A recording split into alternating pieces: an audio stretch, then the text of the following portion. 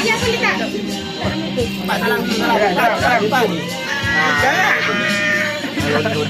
Cakap lah, cakap. Salam. Saya salam kan? Potong. Jangan cepat. Salam.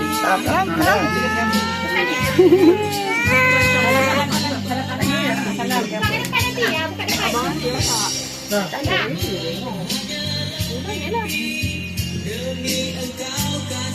Kena ambil muka satu ni. Tak ada lah.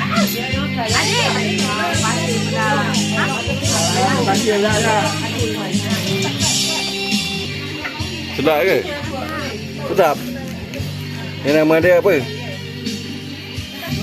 Ha? Carbonara. Spaghetti carbonara. Siapa buat? Ni yang buat ni. Apa? Itu Kak Amy punya lah. Oh, Kak Amy.